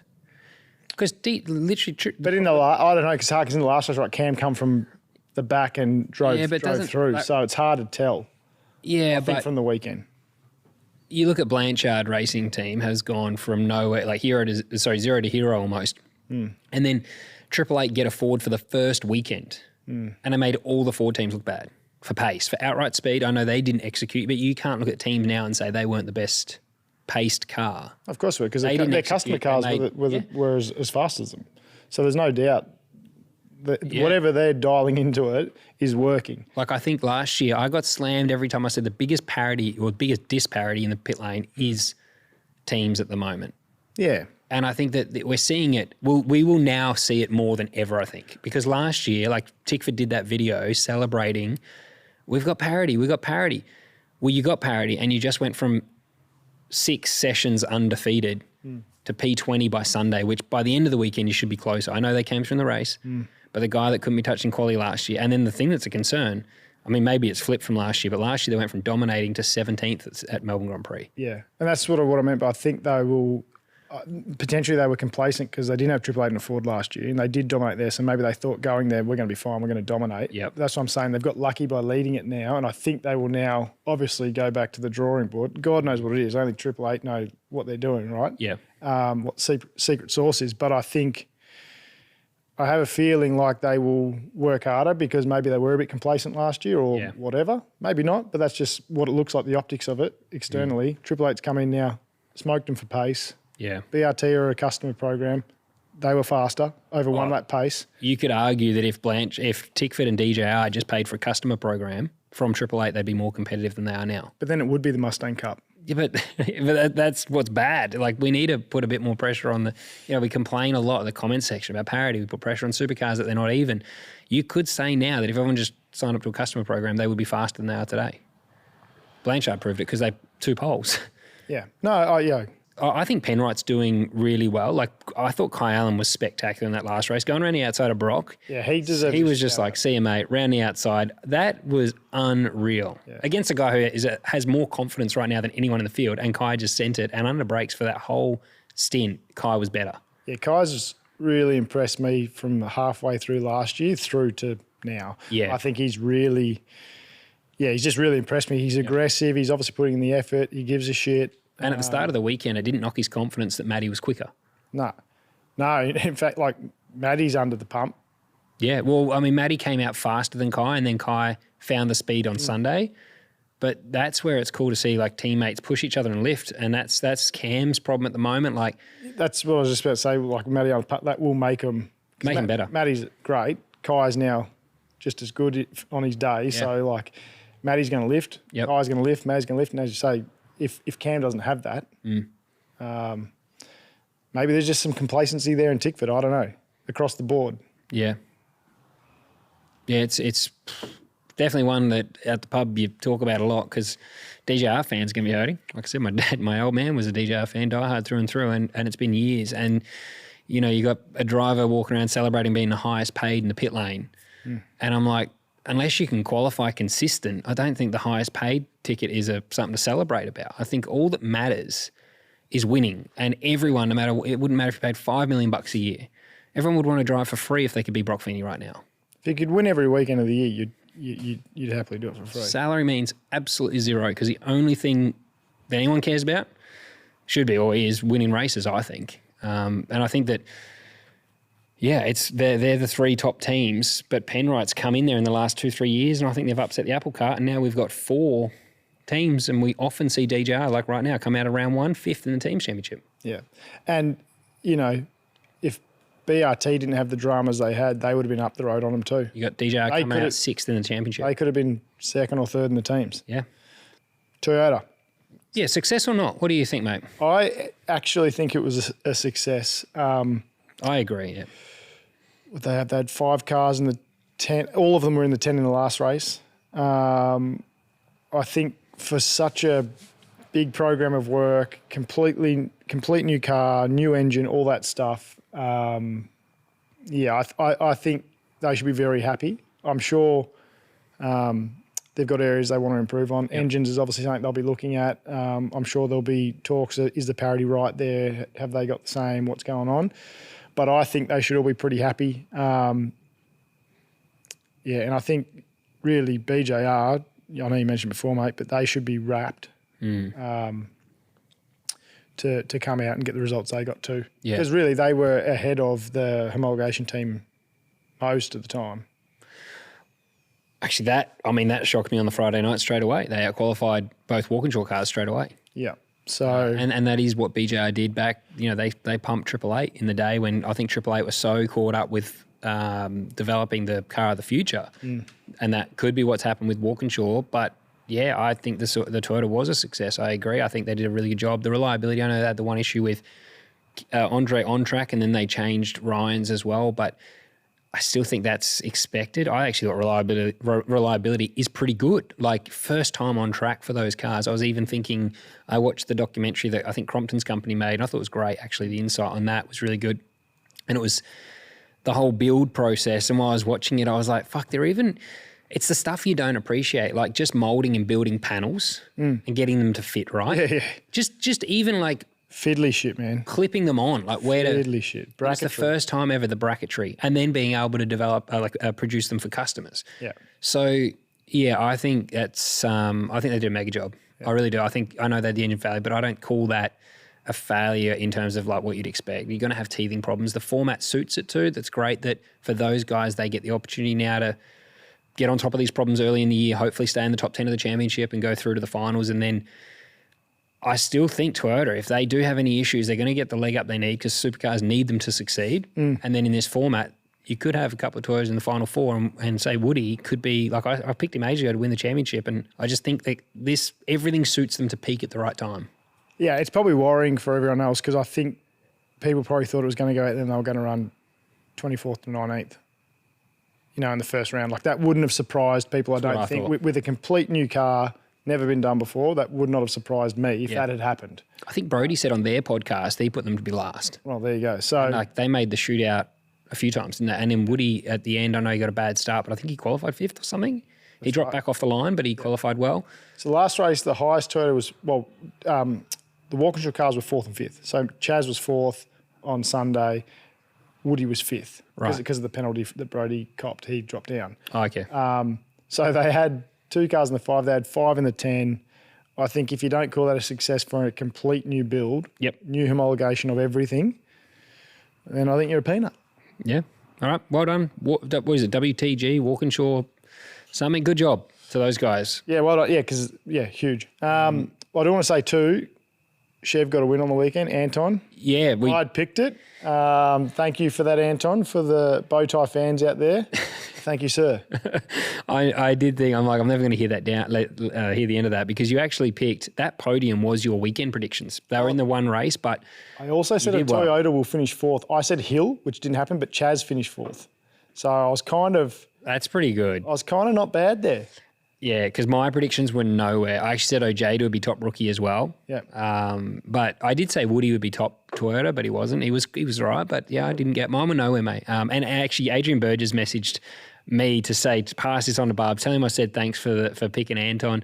I'm sure that's what it was. I replied, so I think we're good luck. You sent at the bar here. That's what got you the win. Maybe we'll have to get him on the show, Anton. Yeah, he's around the corner. Does he? Yeah. We should definitely. And I actually grabbed Charlie too and said good job, because there's a lot of people that work there still too as well. That, like, the team manager there was working when I was there, and the mechanics on the car and everything. And I think it's funny how many familiar faces are in the lane, but it's good because you see people go through the bad times. And I actually said to Charlie, well done, because we all pour a lot into this, and I don't know, they're the ones that keep you coming back. So that one nice golf shot, and I think you need a little bit of that confidence to go, okay, we can turn up the Grand Prix. We do have a shot, because there was a lot of people saying Chev's not going to win a race this year. They put that to bed early. Now get back to work. and we keep going. So good job. Yeah, no, and a lot of pressure on them this year because they're now the new HT team for Chev. So that would be really, I guess, just a massive relief for them to go, oh, we've won one in the first weekend. We know we're meant to be doing this now. Dave did a really good job on the race 2 when he came back from the back and came back through. So he obviously had a bit of an up and down weekend, but he had good speed too. So that's exciting for Chev fans out there. And I didn't even think a race win was what I would have called success for them. I think being the top Chev team would have been box ticked, but to win the race was, I thought, cherry on top. Yep, no, good on them. NASCAR standings. So they raced at Atlanta on the weekend. We had 23-11 get a P1, P2. They are on an absolute roll. They're P1 and P2 in the championship right now, but they won their second race of the season, back-to-back for Tyler Reddick. And they're 1-2 in the championship because it goes off points at the moment. So, they're killing it. Good to see Reddick get a second win. That was kind of cool. Had no front guard on the thing either.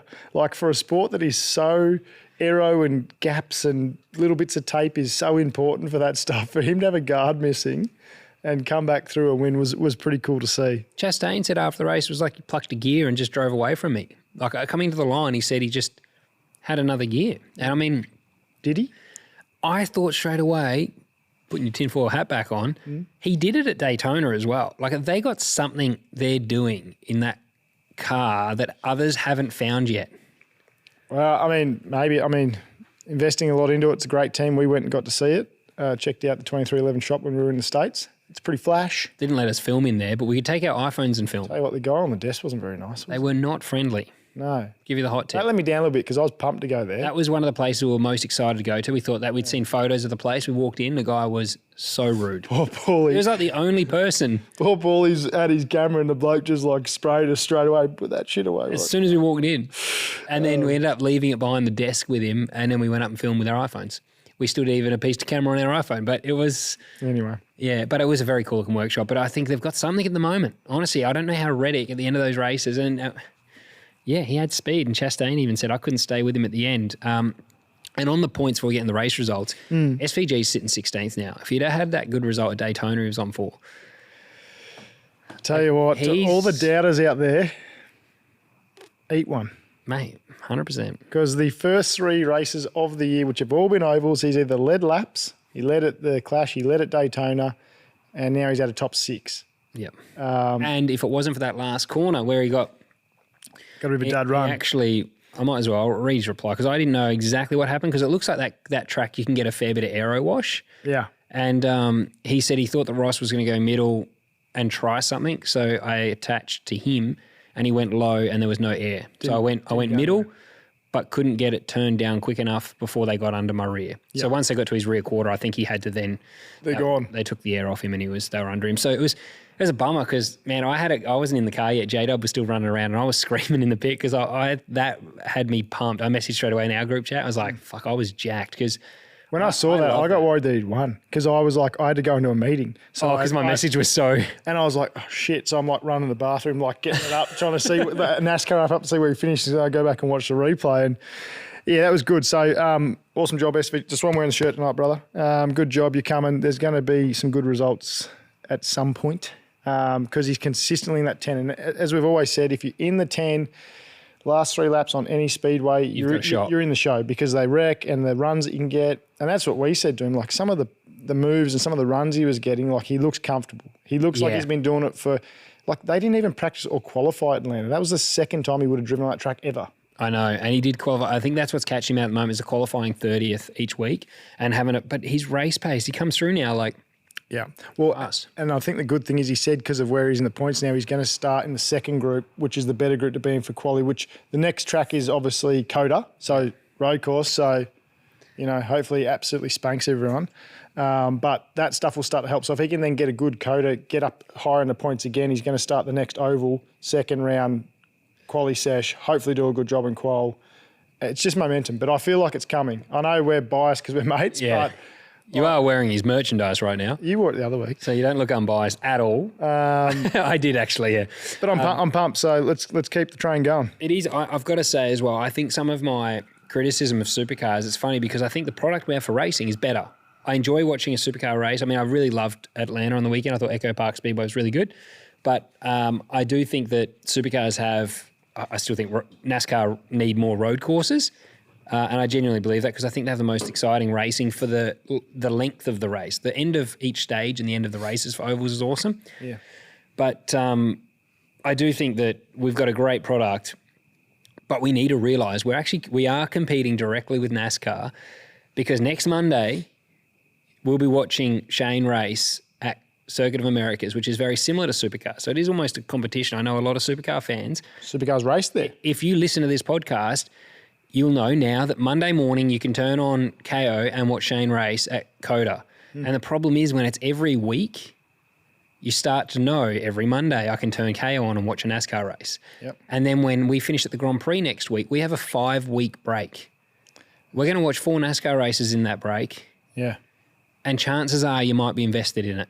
And then if you don't come back, you only need to miss one race and you go, fuck, I'm actually pretty hooked on NASCAR. Like if you miss a supercar race, it's not the end of the world then. And this is where I say we need to get back to, even if we throw in a Wednesday night race or a one-day race weekend on if we're doing back-to-back weekends or something, but racing 18 times a year, we've got to do it. We're competing globally. Calder Park on a Wednesday, mate, would be pretty cool. Light it up. It actually would be. That'd be awesome, mate. You would fucking sick. You would get 50,000 people out there if it's a long shot, I know, guys. Don't spray me for this, but you would get dead set 50,000 people out there on a Wednesday, Thursday night at Calder Park for a supercar race. 100%, yeah. But honestly, if you're new to this channel or anything, 506 or KO. Watch every Monday morning. I get hooked on it. I am now for sure. And the app's awesome, man. Like, because if I can't watch KO because I'm working, I'll just have the app go on and I'll be tracking all the stuff you can scan in. If you got headphones on, whatever, you can listen to the cars, whatever you like, and then go back and watch the replay on KO when you get time. But top 10. Yes, Tyler Reddick led home Chase Briscoe. Ross Chastain, he was coming in strong at the end of that race. I thought the Trackhouse cars were real fast. Carson Hocevar finished 4th. I was bummed actually because the Hurricane. He picked up, so he did real well to the white flag, but then after that, everyone got underneath him and he actually tagged on the back of Shane, and I thought he was going to push Shane down to the bottom, but Hocevar actually got under him. He was the first car to get to Shane's rear quarter when he said in the text, he got a little bit high, but Hocevar was 4th. Daniel Suarez 5th. Shane finished up 6th. Zane Smith 7th. Bubba Wallace P8. He won stage 2 and was in contention to the end, but he went high for an aggressive block. I think he went too aggressive and went up against the wall and everyone went underneath him. Ryan Preece P9 and Ryan Blaney P10. Banger of a race. I mean, the finishes of each stage was unreal. Yeah, I agree. Stage 2, we should do that quickly with Cole Larson. With Shane. I thought it was an unbelievable block and I don't know what the fuck Shane was thinking. Shane, get out of the way, mate. The champion's trying to go down bottom. What are you doing there? Get out of the champ's way. If roles were reversed, let's just be real. If Shane did what Kyle did, he would have been sprayed. Every OG would be like he's a hazard on an oval. Shouldn't be on ovals. Shouldn't be NASCAR. One trick pony. 100%. You'd hear all that 100%. Shit. Yeah. And then Larson does it and he just goes, oh, sorry, didn't realize we're 3 wide. And everyone's like, oh, yeah, fair. Fair enough. You're the champ, whatever. Terrible, wasn't it, though? But I tell you what, Shane's getting some good mileage. Red Bull love it. He's getting good mileage because they've cut the cars. Have you seen the cars and Shane? And there's a few memes and videos going around already from it. So they'll get good mileage out of that. But good save from Shane to actually keep it off the wall because you're not going slow there. He did it twice actually. He got loose later in the race. He said the car was getting looser and looser. He kept pushing. Did the exact same thing but without the assistance of Kyle Larson. So he had that's the funny thing about NASCAR. You can have such a shit start to the day but with 30 laps to go, I think it was 60 laps to go, Shane was 30th or whatever, or 28th, comes back through to 6th. Was it Hocevar or someone in the day that spent 10 minutes in the pit lane? Someone did go down. Was it Hocevar go down? He went down 3 laps at one point. Yeah. You can just, if you stay in the fight, some good strategy from the crew and a couple of good stops and whatnot, you can just come back. And that's what does make it exciting. No one's ever out of it unless you're in the fence. So Mick has just put in our YouTube chat as well. Even commentary made excuses for Kyle. And this is where too, it's great to hear people be opinionated in commentary and we want to hear an expert really say what they think. But jumping onto Hocevar, he just gets the blame. It doesn't matter.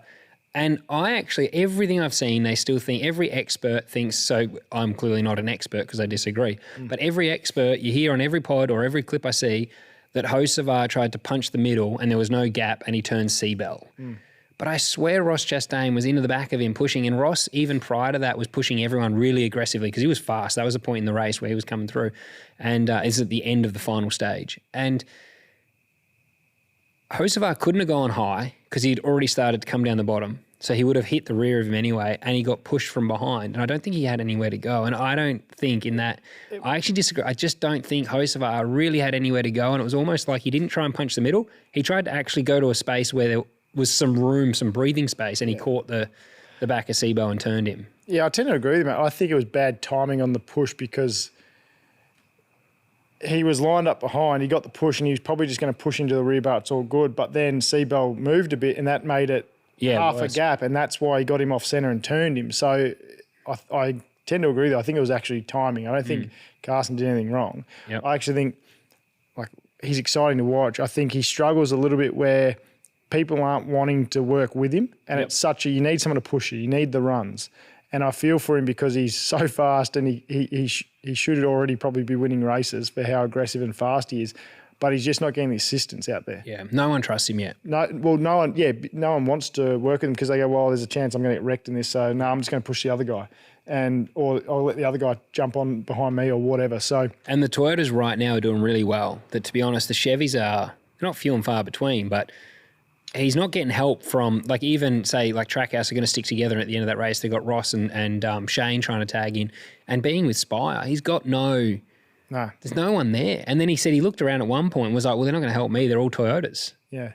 So then no one picked him. And that's why he sort of got on the radio in the stoppage to his spotter and said, go up to the other spotter and tell Ross, like, let's link up here. Like, they're both Chevs. Yeah. Well, he said to Bubba, let's shake and bake. Yeah, and then him that. And he said if he doesn't want to do it, go over and tell Chastain. Yeah, so I feel for him a little bit there because I feel like he's the last kid getting picked on the basketball team at school. But I'm not racing him, so it's my opinion is always going to be from a fan's perspective, and I rate it. I think it's great. I do also appreciate there's people you don't like racing because they're hazards. Yeah, 100%. And maybe he's one of those. Maybe he's one of the guys on the track. You're just like, fucking hell, this guy. It's not that they're aggressive; they just wreck everyone. Yeah, and I mean, he's obviously got that reputation because no one wants to work with him. Yeah. So he's going to have to obviously fix that before he can start winning some races. But he's definitely got the speed. He's exciting to watch. That's why they call him the Hurricane. It is funny. I saw the social clip where they said, who's most likely to wreck someone? And everyone's like, Hocevar. But I am a big fan of the guy. And I did see Ryan Blaney actually just said as well, he's probably the best prospect as a young driver coming through. He's making some mistakes, but he'll win, hopefully, like plenty of races. And I think that he's doing a really good job in Spire. We drove past their factory. We saw how small it is compared to the likes of Hendricks. Oh, mate. They are absolutely punching. I mean, that's the best thing about these cars that are a little bit more controlled than they used to be. Every team has an opportunity to do well. And who else wrecked a heap of people? Dale Earnhardt. Well, they call him intimidated. You know what I mean? So I was like, what did I miss on the weekend? But you're right, yeah. Like, I'm sure his time will come, but yeah, it's exciting. And he will have a huge fan base. Like, even when we went to Darnley, there was guys in his chili suit. Yeah, loving him. Stuff. So people either love and hate him. You need the heroes and villains, right? And right now he's playing the villain card, but he's fast as hell. Yeah, yep. Go back, if you haven't watched the race at Atlanta, Echo Park, look it up on YouTube, watch the extended highlights, because at the end of every stage, the excitement was nuts. That last lap, I reckon, there was 57 lead changes in the whole race. I reckon it was like 10 in that last lap. And Reddick just found his way to the front, punched it home, but the gaps are always small. It's 1/10 of was the margin of win. But it's funny because that track it was so fast. I always watch everything on YouTube 2 times when it's people talking. Yeah. And I was watching thinking, fucking hell, am I watching this? I thought it was on fast forward. It's a 29-second lap time, but it's got race lines. That's what I loved about it. Every oval, normally there's a line and they stay in a lane. Yeah. Echo Park was like, it was just people were picking lanes, getting aero washed. Like Carson Hocevar on that last corner. Watching that, I thought was unreal. He actually, and I don't know if Shane could have gone high then low and got a run, like a typical corner, opening up the apex, focusing on exit. Hocevar knew clear back, went high and switched back on Shane. And it was just like watching a circuit pass. Got to run to the line and come home fourth and was challenging the leaders. He pulled out to have a go at Chastain. The end of the stage, Shane actually did that when he got back up to fourth. He went top to bottom, and that's why I was like, fuck, good move. And then Larson. And got the run, and then, that's so... That was the one you talked about last. I think that's what actually. Yeah, I think that's when he come with luck, but he'd done that. But then Larson had come down and chopped him because Shane had nailed it and got this mad run. Was going to end up third, second, fourth, whatever for that stage, and then bang. But I think we've nailed everything. I think we have. I think we're up to the schedule just to wrap this up. Tell everyone when they're going racing. Like I said, that next week, Circuit of Americas, you can watch your boy Shane Van Gisbergen. Coda. And then you know what? It. Yeah, so March 1, they're at Coda. It's insane. Which is awesome. And then you know what? Only 7 days after that, they're at Phoenix. Then another 6-7 days, they're at Las Vegas Speedway. So March is stacked, dude. They go Darlington and Martinsville to finish. 3, 4, 5 in March. Yeah. 5 rounds. How bloody good. So, yeah, get behind it. Support Shane, obviously, Seabell as well. We've got an Aussie crew chief. If you haven't heard our show, go back and watch. We did an interview with James Small. So Chase Briscoe is his driver at JGR. And so he's an Aussie. So there's a couple of people to get behind in the Cup Series. And then keep an eye out for Hocevar. I'm sure Hurricane Hocevar will cause some shit. He will. And thank you to Mick D, who's put in our comments here, a Patreon member. Shane is also doing O'Reilly series, which was the Xfinity series. So he'll actually be on Sunday as well. So if you're sitting at home having a coffee Sunday morning, jump on KO because you'll be able to watch his O'Reilly race at Coda. Oh, mega. So that'll be good. So you got a jam-packed motorsport weekend, even without the Supercars for one weekend. And just a reminder that it is the F1 next weekend. So if you don't have your KO subscription, go and sign up to that. Supercars and F1 are back in just 2 weeks' time from now next week. We've got some big things planned. James Hinchcliffe, tomorrow night's podcast we're recording with Carl Reindl at Medical Driver. So make sure you subscribed, hit like, stay tuned for what's coming. Thanks, Hunters.